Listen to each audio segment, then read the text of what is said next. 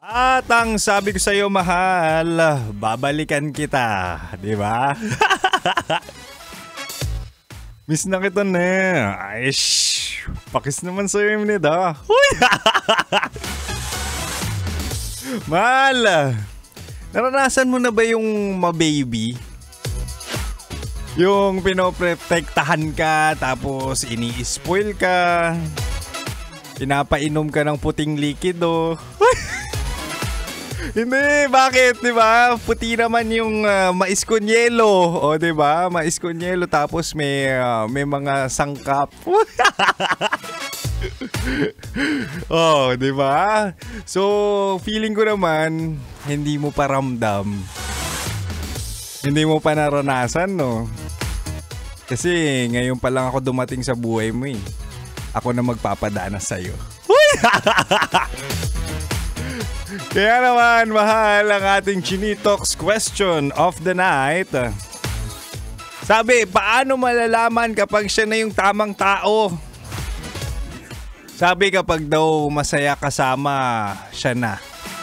Wow, agad-agad, ganun kababaw.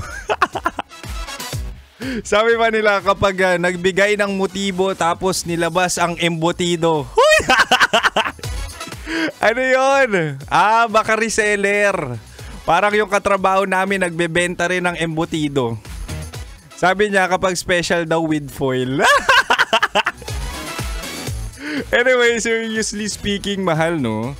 So, magandang tanong yan, pero para sa akin, walang eksaktong timpla or formula para malaman na siya yung tamang tao. Pero pwede mong matchekan, 'di ba, yung mga indikasyon na siya na si the one. Kasi 'di ba, kunwari, una no, yung compatibility nyo, kumbaga dapat same page kayo, same wavelength, 'di ba? Madaling magkaintindihan, masarap kausap, in short, period of time hanggang na ng loob mo sa kanya, ganun. Tapos isa pa, pwede ring yung kapag kasama mo siya, kaya mo maging ikaw. Kumbaga walang pressure, walang pagpapanggap, 'di ba? Isa 'yun sa mga signs din. At ang panghuli, Diyos ko, dapat chinito. Lalayo ka pa ba? Naririnig mo na nga ngayon. Anyway, mahal, makakasama mo pa rin ako hanggang 9 p.m.